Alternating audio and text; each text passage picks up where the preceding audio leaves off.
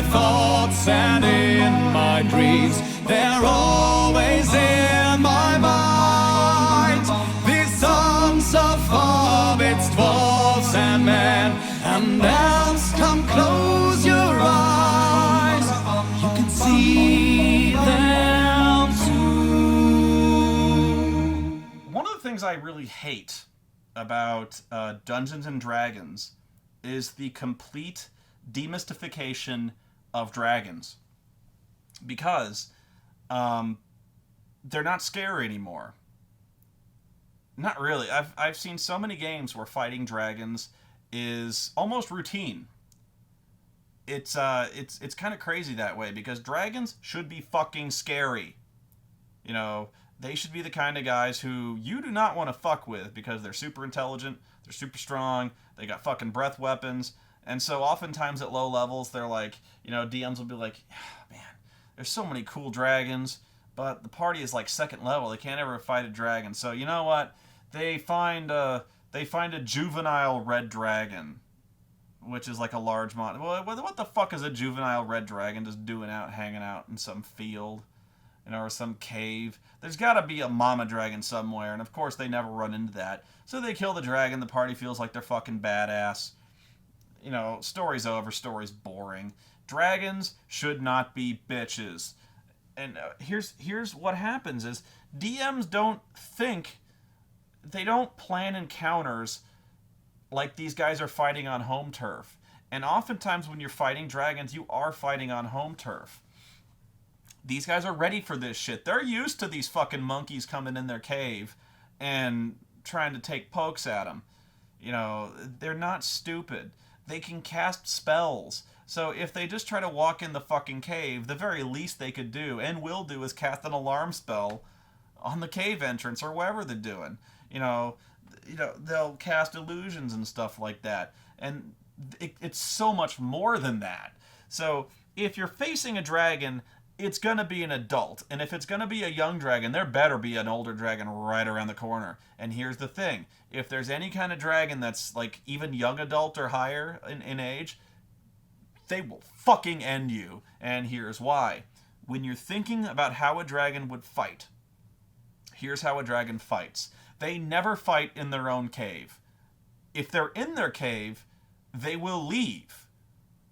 Because at some point they got to get out. The party has to get out of there. And guess who's waiting for them on the outside? Dragons can fucking teleport. A dragon will fucking run. Because they don't want to be stuck in their cave where they can't fly. Where they'll melt all their shit. You know, they'll fight just to get out. But they'll take a few attacks of opportunity just to get out the fucking cave. You know, whatever. Or if they have spells, they'll fucking teleport. Or they'll cast illusions. You know, mirror images themselves. They'll get out the cave. But oftentimes, if the dragon is at all smart and knows someone's coming after it, or there's adventurers, if they encounter a dragon outside, if you encounter a dragon outside, game over. Game fucking over. The party should run in terror. It ain't like fucking Skyrim, okay, where like you can take dragons out like it's fucking routine, okay? That's not going to happen. For some reason, why the hell does the dragon ever land? Why would it do that? None of the party can reach them when they're in the sky. Like, there's a fucking half-giant with a great sword the size of fucking Cloud's Buster sword. Why would the dragon ever get in range of that? They wouldn't. You know, unless there was no other choice, they would not get on the fucking ground to get into melee combat with 6 dudes who are fucking badass. Wouldn't happen. So here's what dragons do. They fucking breath weapon you as they fly around in the air. They're assholes that way. I TPK'd an entire group of dudes.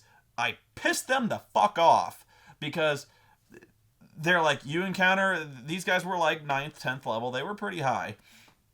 And so they heard this rumor there was a dragon running around. And so like, we're going to fight this fucking dragon. Think of the treasure we'll get.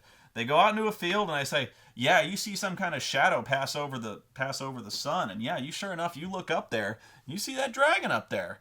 And so they're like, we're going to get this guy. And so the dragon sees them, it circles down, and they're like, we all ready our weapons.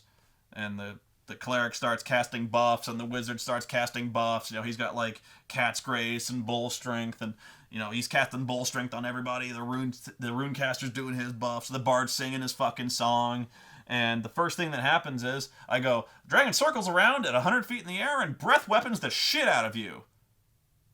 And they're like, well, we were expecting that. So, the ranger shoots his bow, hits the dragon, does a whole 6 damage. The dragon circles around. It takes X amount of rounds. Not long, actually. Far less time in 4th edition than it ever did in previous games. I think I forget. Actually, I can check. Hang on. Let's see. Dragon. Dragons were badass in AD&D, by the way. You did not want to fuck with dragon. Let's see. Let's do what's a common one? Usually, actually, emerald dragon. That sounds cool. Let's just do white dragon. Usually, white dragons are considered the stupidest and kind of easiest ones to take. So, let's see. Breath weapon. White dragon's breath weapon is a cone of frost 70 foot long, 5 foot wide at the dragon's mouth, and 25 foot wide at the base. They're immune to cold. How often do they get their breath weapon back? I don't know. Let's see. Come on, where is it? I don't know, but it takes a certain amount of rounds for them to get it back. It should say. Maybe it's common to all dragons how often they get their breath weapon back. But, yeah. I don't know. I'm too busy to look it up. But they get their breath weapons back every few rounds. Sometimes not even that. In 4th edition, I think they recharge their breath weapons on like a 1 out of 6 or even like a 2 out of 6 chance. So the dragon, as soon as it's blowing its breath weapon, will either keep circling around in the air or just cast spells, because oftentimes dragons can cast spells and really fucking piss people off. So what they'll do is they'll be like, okay, my breath weapon has a range of 60 feet. I stay at a range of 60 feet, and I fly circles. And whenever I get my breath weapon back, I nuke the fuckers. They have no answer to that.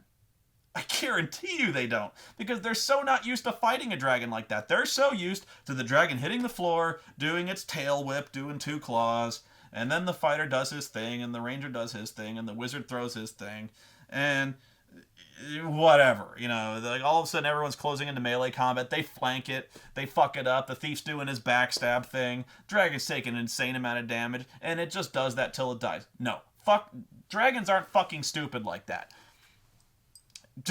It's so simple. Dragons are insanely intelligent. They're not going to get in the melee. Circle around 60 feet, breath weapon the shit out of them. Doesn't matter if they hide. Let's say they hide in the fucking tree line. Who gives a shit? He'll burn the fucking forest down. Let's say they head back to town. Gives a shit. He'll burn the fucking town down. If they try to run, if they're not in range of any fucking cover, they're dead. They are just dead. That's what I mean. Dragons, even if they're fully capable of taking the dragon in combat, which they shouldn't, but let's say these guys are fucking Billy Badass here. They're like level 15 and they're taking on a dragon that's actually kind of beneath them. If the dragon fights at all intelligently, it should be a pain in the ass to fight these things. Now, smart characters will prepare. There's ways around that, because oftentimes wizards, especially transmutation specialists, can cast fly, in which case you've nullified the dragon's advantage. There's ways around that, but not many. So, when you've got characters who think they're way more badass than they are, and you start fighting the dragon's fight, breath weaponing from a height, here's the only guys who have anything to say about that. The guy with the bow, who is not doing that much damage, the wizard, who has maybe 3 spells that he can throw. He's got he's got a fucking magic missile, he's got a lightning bolt, maybe a fireball. What does he got? He's got, 3rd level magic, he's got 1 4th level magic spell. Let's face it, the only guys who are doing any kind of damage are the guys with the bows and the spellcaster. Okay, you say, well, what if all the guys have bows? Sure, but they're not any good at it. The fighter might have a bow he just carries around, but he don't use it. So he's, Thief's got a short bow, but he doesn't use it. None of them have magic bows, because you never give out, magic bows don't work anyway. You gotta have magic arrows. That's the other thing. Just because you got a magic bow, it gives an enchantment to hit, but magic arrows are what you need to do more damage. So, like, crossbows, sure, but, your longbow does D8 damage. No bonuses to that. If they've got a composite bow, okay, maybe, like, especially if the guy's dedicated to a D8 plus 4, but let's face it, in comparison to how many hit points a dragon has, you'd take your chances with the bows before you'd go down there into melee combat with a motherfucker with a two-handed sword, wouldn't you? So, maybe the ranger's putting out a decent amount of damage if he's fucking specced out like Legolas, but it's one guy. The dragon has to contend with one guy, maybe two, if the wizard is really, really fucking focused on range combat. 4th edition, maybe there's a sorcerer who can throw that shit all the time. Maybe. 4th edition, actually the wizard can cast magic missile at will. So what? That's still like 2 guys. And I really doubt they've got a range of 60 feet. Maybe they do. I don't know. Maybe in 4th edition a little easier, but not in this game. Not in Hackmaster. Definitely not in 3rd edition D&D. You couldn't throw no fucking magic missiles at will. Fuck that. No way. Any game with dragons. It doesn't have to be D&D, but man, you do not want to fuck with a dragon. Shadowrun. Seriously, you didn't... If you were up against... dragons were like extinction level events in Shadowrun. That's not even a good example, but yeah, never fuck with a dragon in that game. But yeah, and even let's say that, the ranger is fucking badass. Let's say you got the wizard who's throwing magic missiles every round, and for some reason that's really annoying to the dragon. Guess who he hits with the breath weapon first? In his 25-foot footprint of the breath weapon, he's gonna nuke the fucker with a bow. All of a sudden, 2 breath weapons later, the ranger ain't so big of a problem anymore. I guarantee you that wizard ain't gonna be a problem after 2 breath weapons. He don't got shit for hit points.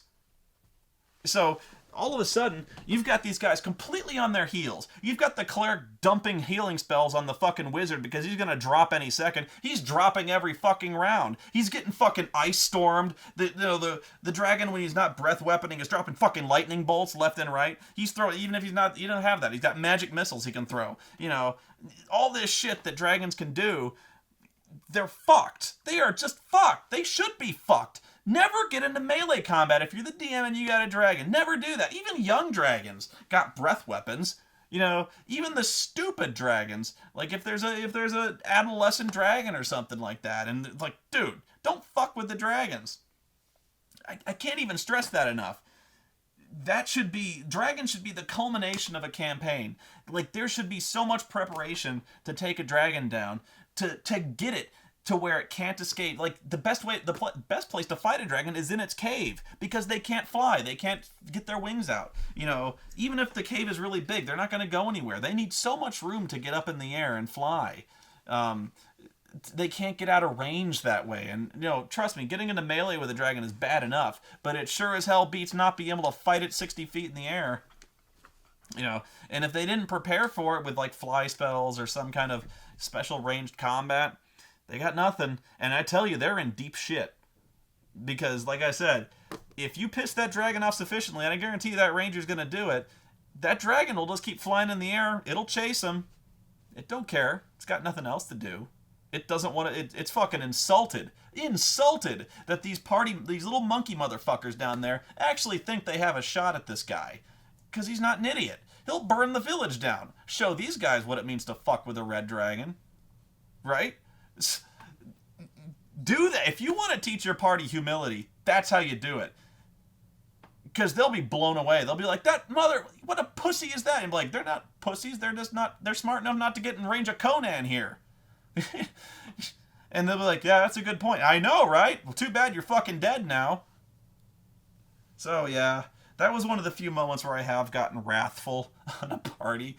Actually, I wasn't even being that wrathful. It was like, I just thought of how a dragon would fight. And so, like, they just came out on the... Because, things started going bad, like, immediately. And they're like, well, we run. And, like, I go, okay, the dragon burns down the place you were hiding under, it's targeting the only guys who can shoot back at you, because it can tell. It's the guy with the bow, it's the guy with the magic wand. Too bad. You know, and that's not there. I guess there's no good way out of this story. I don't know what you do. You know, don't fight the dragon. And that sounds stupid, but you know, we were kind of conditioned that way. You know, players are kind of like, well, it's Dungeons and Dragons. If there's a dragon, we should go kill it. Sure. Easier said than way fucking easier said than done. You know, yeah, dragons, they're completely they're probably still badass, but you got to know how to play them right. And that advice goes for any monster. Be aware.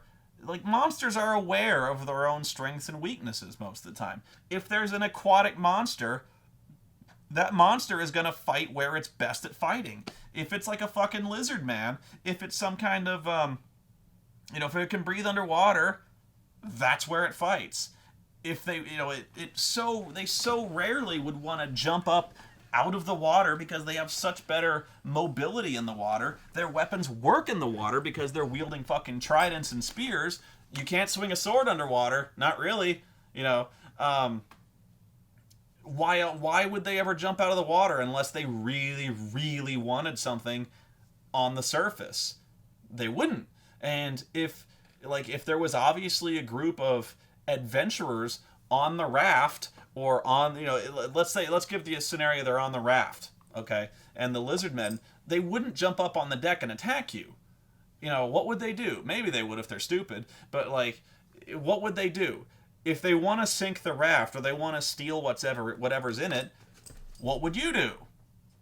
If you could breathe underwater and you could swim, would you fight the warriors on the deck, the obviously armor-clad warriors on the deck, or would you just sink the raft? You know, the lizard men, I'm guessing, got knives. The raft is held together with, like, ropes or, you know, cord or, like, straps or something like that. Cut the straps, raft falls apart, and they got all day to do this. You know, they can work, you know, even if it's some kind of really heavy duty, like a skiff or some kind of ship. These guys got nothing else to do. They can stay underwater as long as they want. They can go to work on that motherfucker with like a chisel or something like that, or, you know, if they've got any way to like a drill, maybe like a hand drill or something like that, they can start filling the fucker up with water. You know, they can kind of wait for their moment. They can see up to the surface. You know, they can see where there's guards and where there's not. They can keep track of patrol routes. They can get they can get their own kind on board when they want to. They're really fucking quiet coming out of the water. You know, that's just one example. You know, some characters, like Hobgoblin, stupid name, but these guys are like highly organized, intelligent, basically like kind of like orcs. Hobgoblins are very strictly regimented. They're like military trained. So use that. If you're a DM, you gotta fight their fight. And all of a sudden, things that are really, really like pushovers, actually kind of, they have their own unique identity. They have their own fighting style. How weird would it be to fight a group of hobgoblins who formed a phalanx? You know, they form a shield wall, and they're like, come get some. You know, all of a sudden you're like, you can make stuff up if you're a DM. You're like, they form a phalanx. Your arrows don't do shit. They're hiding behind their shields, and their shields are big. You know, let's say they got tower shields, and you can lock tower shields together. That's actually one of the rules for tower shields, is you can fucking lock them together. So you're like, you know, these guys, they're basically impenetrable. In some ways, they can actually turtle up. If they say like, oh, we arc arrows, they can do the fucking turtle. So what they do is, let's say they form two ranks. They form a phalanx up in one rank, and the other group just starts hucking javelins over the shield wall. All of a sudden, you're fighting their fight, and it's actually a very annoying fight for the player characters because they're fighting smart. And oftentimes, you know, the player characters don't fight smart. You know what I mean? They don't have tactics, not really. And again, that's another one I'm going to get to is tactics. But I'm talking, you know, monster tactics.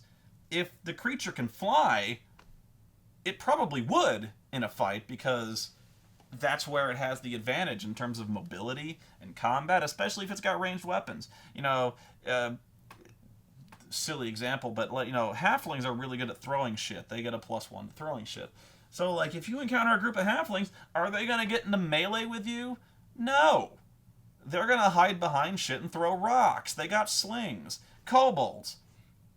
You know, kobolds are really fucking feeble. They're not, I mean, they're usually pretty stupid, but let's say there's a really smart kobold who organizes them. What would a kobold do? Be like, well, you guys can't really use spears, and you can't really, like, if you use a sword, that's not going to really hurt the human. You know, your sword, they actually probably have penalties to strength. You know, at best, they've got, like, you know, D4 to D6 damage. Well, here's what kobolds might do, is they might steal some crossbows. Because all of a sudden, crossbows are dealing like 1d6 to 1d8 damage. And that's not small change when it comes to player characters at low level, the kind of guys who'd be fighting kobolds. You know, they might start stealing like alchemist fire. They might like tanglefoot bags, stuff that, you know, they might try to throw nets at people. They might set up traps, even really simple rudimentary traps, you know, like pitfalls or stuff like that. They would fight their own game. I don't think, not necessarily, they wouldn't go leaping wizards on you, where they just leap out of undergrowth and charge. I mean, some might. If they're not organized, yeah, they might. But if they're at all organized, if there's any kind of intelligence behind this group of kobolds, yeah, they'll fight smart. You know, another thing to remember is morale. Kobolds, not being very smart, are kind of innately cowardly. So the minute that, let's say, they finally close distance with the guys with crossbows, they'll probably run, because they're like, fuck this shit. There's a guy with a great sword over there. We're not gonna melee with this dude, so they'll run. You know, and in fact, I think in 4th edition they actually have goblins and stuff like that have this ability to kind of shift. Like, they have this thing where they're in mass groups, they can kind of shift around, which speaks to their mobility and kind of cowardly nature. I'm trying to think of good examples otherwise if you're fighting any kind of soldiers, any kind of strictly regimented soldiers or barbarians or knights or something like that, even like black knights or something like that, you know, any kind of guys who might be the kind of standard fighters. If you meet them out in the field or on a road or in a camp or something like that, and the alarm gets raised, they might get on their horses. So all of a sudden, a dude fighting from horseback, if he knows at all what he's doing, is a much bigger threat than a guy who don't know what he's doing, especially if they're riding a war horse. Because a war horse fights on its own. It can rear up and fight with its hooves. It can even bite. So beyond that, when you're fighting from horseback, if you have a weapon suited to fighting from horseback, they get a +1 to hit because of the height advantage. Also, it's actually very one of the more intimidating things is if they have charging distance, being charged by a guy on a horse. That's fucking scary, because they can just run you over. If the guy's got a lance, he can fucking impale you at about 20 miles an hour. That's no fun either. So all of a sudden there's real merit in like learning horseback skills, and it's really annoying to fight. All of a sudden, you know, a group of first level characters, you know, let's say they run up against bandits, but these bandits or these orc barbarians know how to ride horses because that's how they roll. You know, these guys are like the fucking Mongols. They know how to shoot bows from horseback, or these guys realize that riding horses is really cool, and like they can really fuck people up because they do hit and run tactics. You know, they can hit and run you, like, you know, unless they put their backs to something, they're going to get run over. So if the party's not used to that, it's time for them to learn to start thinking tactically. And it's a real rude wake-up call, but one they got to realize is that you're not fucking around, and not every monster is the kind of monster who just charges straight forward, always goes for the flank, and fights till not one of them is left standing. You know, they might fall back, they might regroup, they might open up with they actually might have skirmishers. Skirmishers being, I think it's a Roman tactic where, you know, they'd have a line of ranged combat guys before combat was joined, who would run up and throw a bunch of fucking javelins right at the enemy, and then when they were out of javelins, they'd fall back and the fighters would come through. So like they would open things up by kind of harassing you with with javelins and shit like that. Or you could have archers. Maybe they've got like, they could have a strong front line with a couple of archers over in a tree, and that adds up. You'd be surprised how much, a guy with a longbow up in a tree or even a short bow, he's just raining shit down on him. It gets annoying, and it gets actually deadly pretty fast. So, as a DM, that's how you should think. So I'll be back with player tactics, which is kind of similar, but it's also very important to regard. So yeah, dragons, make them badass. Take your game back.